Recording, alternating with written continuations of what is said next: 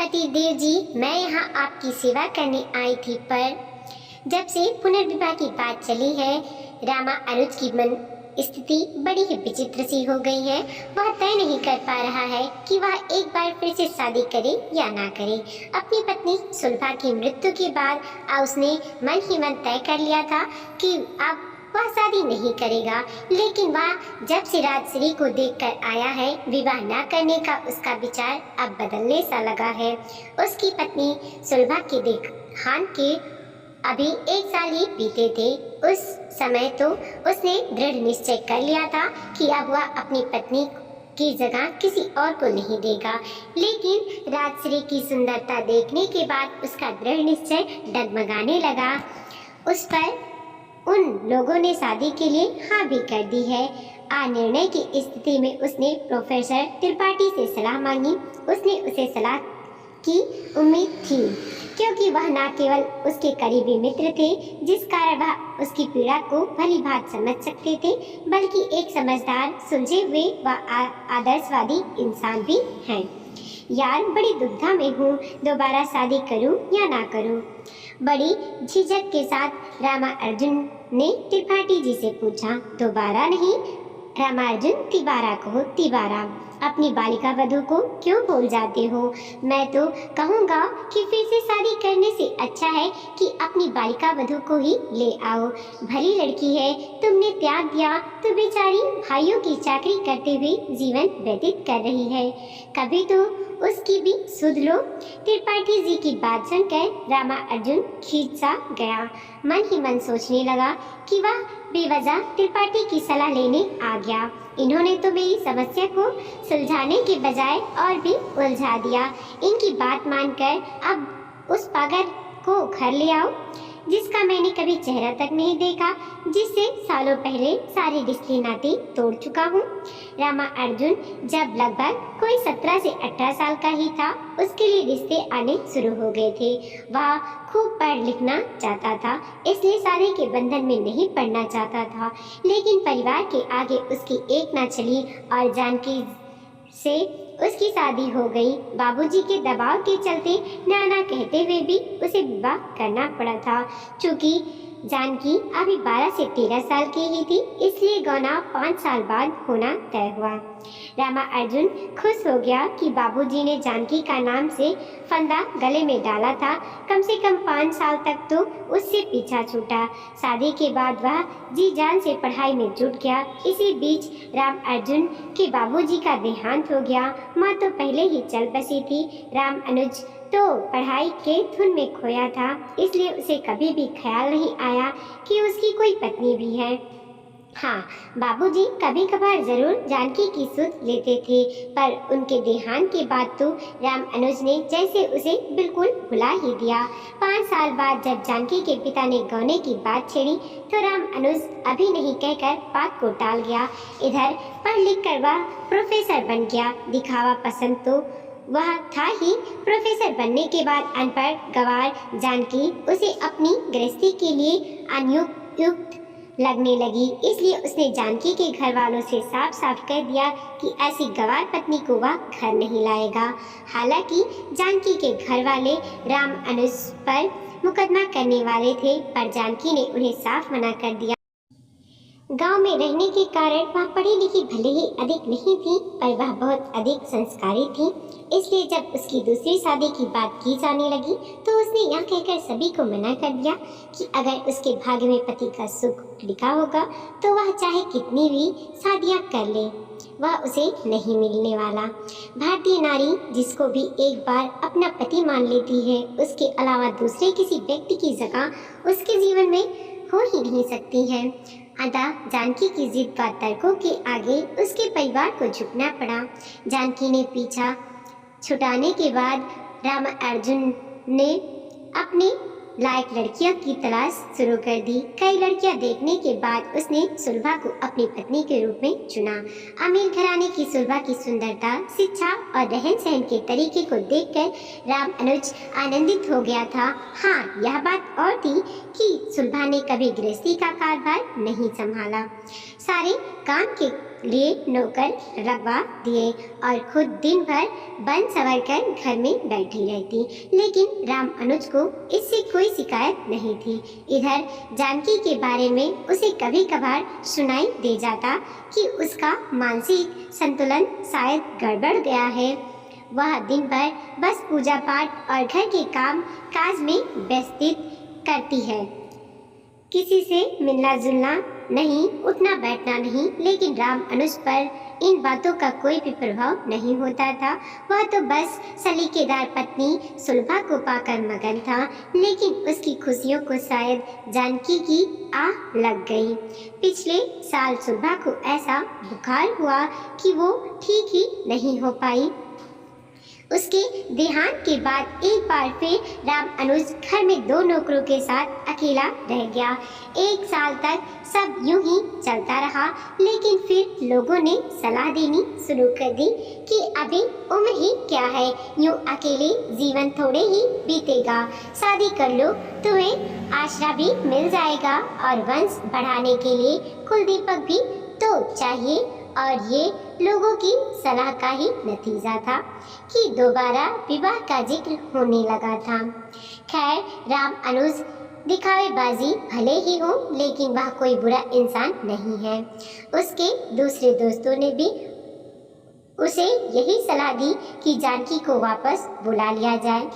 राम अनुज ने सोचा कि अगर मैं दोस्तों की बात नहीं मानता हूँ तो दोस्तों के बीच कहीं बुरा ना बन जाऊं। क्यों ना ऐसा किया जाए कि सांप भी मर जाए और लाठी भी ना टूटे। जानकी को मुझे रखना तो नहीं है। अगर वह स्वयं भी मुझे छोड़कर चली जाए तो फिर कौन मुझे क्या कहेगा। एक तो जानकी शायद इतने दिनों के उपेक्षा पूर्ण व्यवहार को देखकर आए ही ना। अगर आ भी गई तो अभी उसे लोगों को दिखाने के लिए बुला लेता हूँ, फिर यहाँ उसके साथ ऐसा सख्त व्यवहार करूँगा कि अपनी घोर उपेक्षा को देखकर वह स्वतः उसे छोड़कर चली जाएगी। हाँ, यही ठीक रहेगा। जानकी जब उसे खुद ही छोड़कर चली जाएगी तो फिर वह आराम से जयश्री से विवाह कर सकेगा। हालांकि इस बात की कोई गारंटी तो नहीं थी कि वह जैसा चाहता है वैसे ही सब कुछ घटित होता, पर कोशिश करने में कोई बुराई नहीं थी। इसलिए वह जानकी को बुलाने को तैयार हो गया। काफी सोच विचार कर राम अनुज जानकी को लेने को तैयार हो गया, पर उसे लेने के लिए वह स्वयं नहीं गया बल्कि अपने नौकर को भेज दिया। उसने सोचा था कि नौकर को देखकर ही शायद स्वाभिमानी जानकी ना लौटे, लेकिन ऐसा हुआ नहीं। पति की सेवा का अवसर मिलने की खुशी में पतिव्रता जानकी नौकर के साथ ही खुशी खुशी चली आई थी। शाम को जब राम अनुज कॉलेज से लौटा तो एक स्त्री पानी के गिलास के साथ उसके सम्मुख हाजिर हो गई। राम अनुज बड़ा ही अचंभित था। आज तक तो ऐसा कभी नहीं हुआ था। उसे हर बात के लिए नौकरों को आदेश देना होता था, पर आज बिना मांगे पानी का गिलास लिए खड़ी यह युवती कौन है? उसके घर में तो कोई महिला नौकर नहीं है, फिर यह कौन है? अचानक उसे ध्यान आया कि कहीं जानकी आ तो नहीं गई। शादी के बाद से आज तक उसने जानकी को कभी ठीक से देखा तक नहीं था, इसलिए वह उसे पहचान तो नहीं पाया, पर उसने मन ही मन सोचा, हाँ शायद जानकी ही आ गई है। अभी वह कुछ बोल पाता या सोच पाता, उसके कानों में एक मिश्री खुली आवाज पड़ी, चाय बनाऊं क्या? कुछ नाश्ता करेंगे क्या? नाश्ता तैयार है, कहिए तो लगा दूं। साल भर बाद घर में किसी स्त्री की आवाज सुनकर राम अनुज चेतना, लेकिन उससे कुछ भी नहीं बोलते बना। अभी वह कुछ बोल पाता इससे पहले उसे सुनाई पड़ा, मैं जानकी हूँ, शायद आपने मुझे पहचाना नहीं। हाँ हाँ ठीक है। राम अनुज ने अपनी पूर्व योजना के अनुसार अपनी आवाज थोड़ी सख्त कर ली। मुझे नाश्ता वास्ता नहीं करना, तो चाय ही पी ले, थकान दूर हो जाएगी। ऐसा कहकर जानकी बिना उत्तर की प्रतीक्षा किए ही रसोई की ओर मुड़ गई। राम अनुज दंग था। सुलभा जब तक जीवित रही, कॉलेज से लौटने पर भी वह कभी पानी का गिलास तक लेकर नहीं खड़ी रही। ना ही उसने राम अनुज से कभी चाय नाश्ते के लिए ही पूछा। उसके रहते हुए भी यह सारी जिम्मेदारियां हमेशा नौकरों ने ही पूरी की थी, पर आज तो कुछ अलग सा ही हो रहा था। जानकी चाय ले आई। राम अनुज चाय पीकर तरोताजा हो गया, लेकिन वह घर पर अधिक समय नहीं बिताना चाहता था। उसे लग रहा था कि जानकी उसे फंसाने की फिराक में है और वह उसे और मौका नहीं देना चाहता था, इसलिए वह फौरन घर से निकल गया। जब वह देर रात तक लौटा तो जानकी सोफे पर बैठी हुई उसका इंतजार कर रही थी। देखते ही बोली, हाथ मुंह धो ले, खाना लगा देती हूँ। क्यों, घर में नौकर नहीं है क्या? मैं उनसे खाना मंगवा कर खा लूँगा, तुम्हें तकलीफ करने की कोई ज़रूरत नहीं। मेरे रहते हुए मेरे पति को खाना नौकर परोसे तो मेरे ऐसे संस्कार नहीं है। वैसे भी इतनी पूजा पाठ के बाद तो आपकी सेवा का मौका मिला है, मैं उसे गंवाना नहीं चाहती। चेहरे पर मंद मुस्कान के साथ जानकी ने जवाब दिया। राम अनुज से अब कुछ कहते नहीं बना। घर में इस तरह का संस्कार देखने का उसे सौभाग्य ही कहाँ मिला था। माँ बचपन में ही गुजर गई थी और पत्नी सुलभा को तो अपनी बन श्रृंगार से ही कभी फुर्सत नहीं मिली। वह हाथ मुंह धोकर खाने बैठ गया। पहली बार किसी ने उसे प्यार से अपने हाथों से खाना बनाकर खिलाया था, वरना वह तो बचपन से ही लेकर आज तक नौकरों के हाथ का बना हुआ खाना ही खाया था। राम अनुज खाने के स्वाद में प्यार की मिठास को स्पष्ट महसूस कर रहा था, लेकिन उसने खाने की जरा सी भी तारीफ नहीं की। दरअसल वह ऐसा चाहता था ही नहीं। उसे लगता था कि इसमें कहीं जानकी यह ना समझ बैठे कि उसका नाता उससे जुड़ रहा है। वह चुपचाप खाना खाकर सोने चला गया। अगली सुबह भी बिना किसी से कुछ कहे वह जल्दी से ही घर से निकल गया, ताकि उस पतिव्रता से उसका सामना ना हो। लेकिन एक बात वह महसूस कर रहा था कि वह दिन भर उसके दिलो दिमाग से हटी नहीं। जानकी दिन भर उसके दिमाग में चक्कर काटती रही। कॉलेज से छुट्टी के बाद मित्र मंडली के साथ चौकड़ी जमाने की तो उसकी पुरानी आदत थी, लेकिन आज तो उसका घर जाने का मन ही नहीं हो रहा था। एक अजनबी स्त्री के रहते घर में जाना उसे ठीक भी नहीं लग रहा था। उसके मन में एक अजीब सी उलझन थी। जानकी पत्नी के सारे अधिकार जमाने की कोशिश कर रही थी और वह बिल्कुल ही भूल चुका था कि उसने जानकी से कभी ब्याह भी किया था। देर रात ही सही, घर तो उसे लौटना ही था। जब वह घर लौटा तो जानकी फिर उसे कल की तरह ही वैसे प्रतीक्षित मिली। मैंने कहा था ना तुमसे कि मेरी चाकरी को घर में नौकर है, तुम्हें चिंता करने की आवश्यकता नहीं है। नौकरों को मैंने छुट्टी दे दी है, मुझसे बिना पूछे। मैं आपकी पत्नी हूँ, कुछ निर्णय लेने का अधिकार तो मुझे भी है ना। अब मैं आ गई हूँ तो फिर नौकरों की क्या जरूरत है। वैसे इस घर में काम ही कितना है। जानकी ने कुछ गलत तो नहीं कहा था, लेकिन राम अनुज उसकी बात सुनकर खींच सा गया। वह मन ही मन सोचने लगा कि यह तो बेवजह ही अधिकार जता रही है और घर में घुसपैठ करने की कोशिश कर रही है, लेकिन उससे कुछ भी बोलते नहीं बना। उस दिन वह रात भर ठीक से सो भी नहीं पाया, इसलिए सुबह जल्दी उठकर भागने की उसकी योजना भी आज विफल हो गई। सुबह सुबह जानकी से उसका सामना तो होना ही था।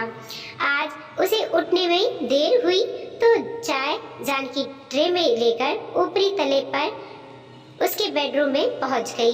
जानकी को अचानक अपने कमरे में पाकर बेचारा राम अनुज अपने अस्त व्यस्त कपड़ों को इस तरह से संभालते हुए लगा जैसे कि कोई पराई स्त्री उसके कमरे में घुस आई हो और उसने उसे इस तरह से अनंगा देख लिया हो।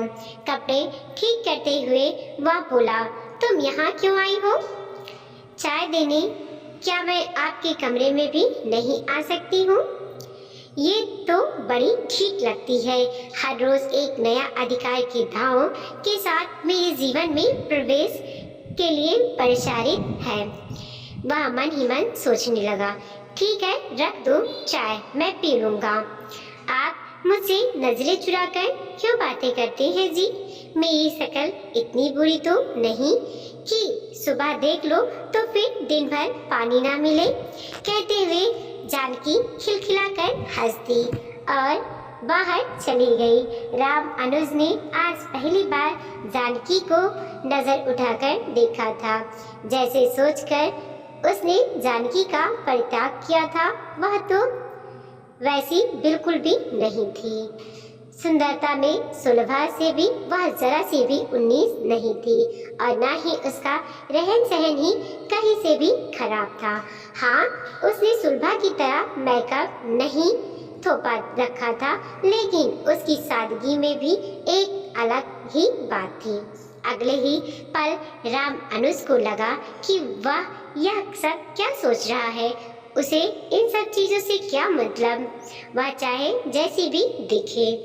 राम अनुज चाय पीकर जब नीचे उतरा तो उसे अपना घर एकदम से बदला बदला सा लगा। पूरा घर अगरबत्ती की खुशबू से महक रहा था। शायद अभी अभी जानकी पूजा करके उठी है। वह अभी सोच विचार में ही मग्न था कि जानकी प्रसाद की थाली लेकर हाजिर हो गई। पर राम अनुज को इन सब में जरा सी भी रुचि नहीं थी। मैं कभी पूजा पाठ नहीं करता और ना ही ईश्वर में विश्वास करता हूँ। पिता के देहांत के बाद इस घर में कभी पूजा पाठ नहीं हुई। बेहतर होगा कि तुम भी अपनी नौटंकी इस घर में ना चलाओ और ना ही इस घर को अपने अनुसार चलाने का प्रयास करो। राम अनुज ने जानबूझकर जानकी से बहुत सख्ती से ये बात कही थी, लेकिन आशा के अनुरूप जानकी के चेहरे पर उसे कोई रोष नजर नहीं आया। मैं अपने अनुसार घर चलाने का प्रयास नहीं कर रही हूँ। हाँ, लेकिन जब तक इस घर में हूँ पूजा पाठ का अपना नियम नहीं बदलूंगी। बरसों पूजा पाठ करके ही तो आपको पाया है। अब अगर पूजा छोड़ दूंगी तो ईश्वर समझेंगे मैं स्वार्थी हूँ। काम बन गया तो उन्हें भूल बैठी। जानकी फिर खिलखिलाकर हंस पड़ी और किचन में चली गई। अब तो राम अनुज फिर से अचंभित रह गया। जिस स्त्री का उसके पति ने अकारण ही परित्याग कर दिया हो, उस पति के लिए कोई स्त्री कैसे व्रत, उपवास या पूजा पाठ कर सकती है, और वह ऐसे किस विश्वास के बल पर करेगी। शायद जानकी ने राम अनुज के मन की बात पढ़ ली थी, इसलिए बोली, मुझे विश्वास था कि ईश्वर मेरे साथ बुरा नहीं कर सकते। कहते हैं कि शादी 7 जन्मों का बंधन होता है, जोड़ियां ऊपर वाला बनाता है, जन्म जन्मांतर का रिश्ता भला ऐसे टूटता है। राम अनुज हैरान था, सोचने लगा कि इतना विश्वास एक ऐसे व्यक्ति पर जिसे उसे परखने का भी कभी मौका नहीं मिला, ऐसे कैसे हो सकता है? यह कोई नारी है या नारी के रूप में कोई तपस्विनी? दूसरे ही पल उसके दिमाग ने कहा, नहीं, यह सब बकवास है, मुझे फंसाने और अपनी ओर आकर्षित करने की कुल चाल है, लेकिन मैं इसकी बातों में आने वाला नहीं हूँ। यूं ही 1 महीना बीत गया। राम अनुज को पता चला कि लेकिन इस दौरान वह महसूस करने लगा था कि जानकी की उपस्थिति अब उसे बुरी नहीं लगती। सच पूछो तो घर क्या होता है, रिश्ते किस तरह जिए और सहेजे जाते हैं, यह सब उसे जानकी के इस घर में आने के बाद ही पता चला। उसकी हर बात का, हर हरकत का ना चाहते हुए भी वह सुलभा से तुलना करता और इस तुलना में जानकी हमेशा सुलभा को पछाड़ देती। राम अनुज कहीं ना कहीं जानकी की तरफ खिंचा चला जा रहा था, मगर वह जानकी पर यह सब जाहिर नहीं करना चाहता था। वह तो पहले की तरह ही बात बात पर उसे कड़वी बातें कहने, उसका अपमान करने का कोई मौका नहीं छूटता था। लेकिन जानकी हर पल में शांत बनी रहती। वह बस चुपचाप अपनी जिम्मेदारियां निभाती। कोई अपेक्षा नहीं, कोई सपने नहीं। शायद पति के घर में जगह मिलने के बाद उसका कोई सपना शेष बचा ही नहीं था। लेकिन इसी बीच एक घटना घट गई। एक रात राम अनुज अपने बेडरूम में सोया था। आधी रात बीत चुकी थी कि बिस्तर पर किसी के हाथ का स्पर्श पाकर वह हड़बड़ा कर उठ गया। यह जानकी का हाथ था। बस उसने ना आगे देखा और ना पीछे, उस पर बरस पड़ा। शर्म नहीं आई तुझे? आधी रात को एक पुरुष के कमरे में यूं प्रवेश करते हुए तुम अब तक जो करती आई हो उसे मैं अनदेखा करता रहा। तुम मुझ पर और मेरे घर पर जबरन अधिकार जमाती आई, फिर भी मैंने कुछ नहीं कहा। लेकिन अब तुम मेरे शरीर पर भी अधिकार जमाने की योजना बनाने लगी हो। जब मैं तुम्हें पत्नी मानता ही नहीं तो फिर क्यों मेरे गले पड़ी हो? छी, मैं तो सोचता था कि तुम शरीफ और संस्कारी स्त्री हो। जानकी की आंखें भर आई, लेकिन वह मुंह से एक शब्द भी ना बोल पाई और फौरन उसके कमरे से निकल गई। सुबह जब राम अनुज की आंखें खुली तो उसे लगा आज तो चाय भी नसीब नहीं होगी। रात को इतना सुनने के बाद शायद जानकी मुंह फुलाए बैठी हो, लेकिन जब वह अपने कमरे से नीचे उतरा तो डाइनिंग टेबल पर उसे चाय नाश्ता तैयार मिला। हाँ, रोज की तरह। जानकी का मुस्कुराता हुआ चेहरा उसे कहीं नजर नहीं आया। वह बेचैनी से यहाँ वहाँ देखने लगा, लेकिन जानकी उसे कहीं भी नजर नहीं आई। अब उसे लग रहा था कि शायद रात को वह कुछ ज्यादा ही कह गया था। उसे इस तरह से प्रतिक्रिया नहीं करनी चाहिए थी, लेकिन फिर अगले ही पल वह सोचा, बोल दिया तो बोल दिया। अब इतनी सी बात के लिए माफी थोड़ी ही मांगूंगा। उस दिन राम अनुज कॉलेज तो चला गया, पर पढ़ाने में उसका मन बिल्कुल भी नहीं लगा। पहली बार जानकी का अपमान करके उसे इतना बुरा लग रहा था। काफी सोच विचार के बाद आखिरकार उसने तय किया कि जानकी से जाकर कह दूंगा कि गलती हो गई। रात को अचानक नींद खुल जाने की हड़बड़ाहट में मैं अनाप शनाप बोल गया, लेकिन अपनी आवाज थोड़ा सख्त ही रखूंगा। हाँ, यही ठीक रहेगा। जानकी से कैसे बात करनी है, उससे क्या कहना है, पूरी स्क्रिप्ट की पूरे दिन में कई बार रिहर्सल करने के बाद शाम को जब वह घर लौटा तो रोजाने की तरह जानकी उसे पानी के गिलास के साथ नजर नहीं आई। उसे थोड़ी बेचैनी हुई। 1-1.5 महीने से उसे आते ही जानकी को देखने की आदत सी पड़ गई थी। तभी नौकर गोपाल पानी लेकर आ गया। अरे, तुम कब आए? मालकिन ने बुलावा भेजा और मुझसे कहा कि वो जा रही हैं, इसलिए आपका ख्याल रखने के लिए मैं आज ही आ जाऊं। और हाँ, आपके लिए एक पत्र छोड़ गई हैं। उसने जेब से एक लिफाफा निकालकर उसे पकड़ा दिया। अच्छा, अब तुम जाओ, मेरे लिए एक कप चाय बना लाओ। गोपाल को भेजकर राम अनुज फौरन पत्र पढ़ने बैठ गया। पत्र में लिखा था, क्या संबोधन दूं आपको समझ नहीं पा रही, इसलिए बिना संबोधन के ही पत्र शुरू कर रही हूँ। मैं जानती हूँ कि आज आप मेरे चले जाने से बहुत खुश होंगे। मैं ये भी जानती हूँ कि मेरे आने से पहले ही के दिन से ही आप इसी प्रयास में थे कि मैं घर छोड़कर जाऊँ, इसलिए बात बात पर आप मेरा अपमान करते रहे, वरना इतना बुरा बोलना आपका स्वभाव नहीं है। यह मैंने पहले दिन से ही आपका चेहरा देखते ही पढ़ लिया था। आपको बहुत बहुत बधाई। आप अपने लक्ष्य में सफल हुए। पत्र में आगे लिखा था, पत्र लिखने का कारण आपसे कोई शिकायत करना नहीं है, बस मैं अपनी सफाई देना चाहती हूँ। हालांकि झूठ को झूठ साबित करने की कोई ज़रूरत नहीं होती और ना ही मुझे ऐसी आदत है। उस दिन रात को मैं आपके कमरे में आपका प्यार पाने की इच्छा से नहीं आई थी। आपके दिल में मेरे लिए कोई जगह ही नहीं है, तो फिर आपका प्यार पाने की सोचने की गलती भी मैं कैसे कर सकती हूँ। दरअसल उस दिन मैं रसोई में काम करते हुए गिर गई थी, जिससे मुझे बहुत चोटें आई थी। आप दिन भर तो थे नहीं जो आपको बता पाती, और आप रहते भी तो मैं आपको कैसे बता पाती। आपको तो शायद मुझे दर्द में तड़पते देखकर खुशी ही होती। आपकी ये छोटी सी खुशी मैं आपसे कैसे छीन पाती। लेकिन जब मुझसे दर्द बर्दाश्त नहीं हुआ तो दवाई लेने के लिए मैं आपके कमरे में चली गई। मैंने आपको यह सोचकर नहीं जगाया कि आप दिन भर के थके हो, कारण आपकी नींद क्यों खराब करूं। दवाई का बैग आपकी तकिए के नीचे था, इसलिए स्वयं निकालने की कोशिश करने लगी कि गलती कर बैठी।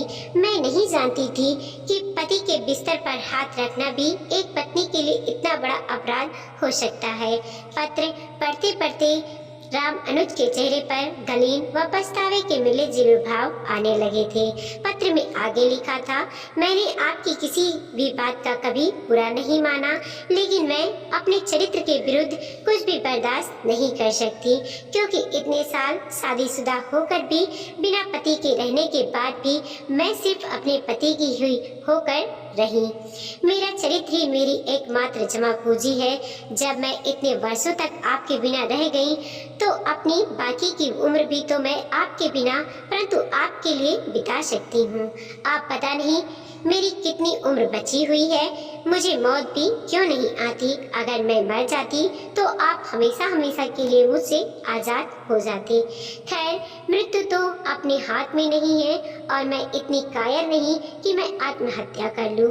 मैंने एक कथा में सुना था कि आत्महत्या करने वालों को नर्क में भी जगह नहीं मिलती, वह प्रेत या योनि में भटकता रहता है।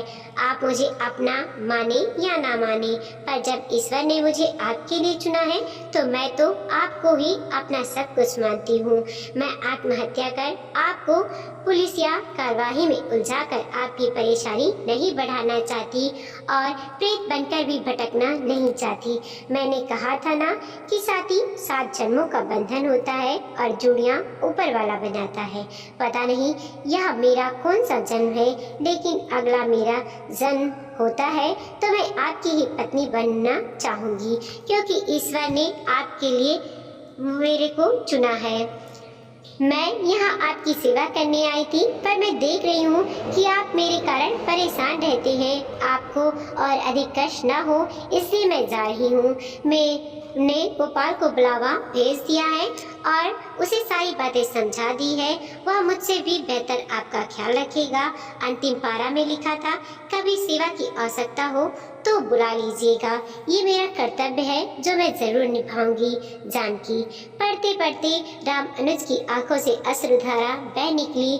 शायद यह पश्चाताप के आंसू थे।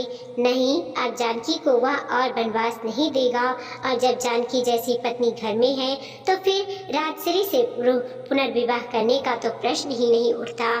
इस बार वह पूरे जीवन भर के लिए साथ रखने के लिए जानकी को लेने खुद जाएगा। उसके पैरों में गिरकर माफी मांगेगा कि उसके जैसी देवी को समझने में उसने भूल कैसे हो गई। वह उसे शेष जीवन में पत्नी के वह सारे मान अधिकार देगा जिसकी वह अधिकारिणी है। ऐसी स्त्रियां केवल सम्मान के योग्य ही नहीं, पूजनीय भी हैं। आज उसे पहली बार जानकी व विवाह दोनों के ही अहमियत समझ में आ रही थी। आज वह सोच रहा था कि सचमुच 7 फेरों का बंधन बहुत मजबूत होता है। हम लाख कोशिश कर लें लेकिन यह बंधन नहीं टूटता। ईश्वर ने पत्नी के रूप में उसके लिए जानकी को ही चुना था। उसने सुलभा से विवाह करके ईश्वर की इच्छा के विरुद्ध जाने की कोशिश की थी। शायद इसलिए ईश्वर ने सुलभा को उससे इतनी जल्दी छीन लिया। हमारे कानून की तरह ईश्वर की अदालत में भी शायद दूसरे विवाह को वैधानिक नहीं नहीं माना जाता। खैर, अब सारी गलतियों को सुधारने का अवसर आ गया। अब पुनर्विवाह नहीं होगा, पुराना विवाह ही रहेगा। अगली सुबह उसने जयश्री के परिवार में संदेशा भिजवा दिया कि उसे विवाह नहीं करना है और स्वयं जानकी को लेने निकल पड़ा। आज उसके चेहरे पर जैसी प्रसन्नता झलक रही थी, वैसी प्रसन्नता और आतुरता सुलभा से विवाह करने की समय भी उसके चेहरे पर नजर नहीं आई थी। वीडियो को लाइक कीजिए, कमेंट कीजिए और अपने दोस्तों के साथ जरूर शेयर कीजिए। चैनल पर नए हैं प्लीज़ सब्सक्राइब कीजिए।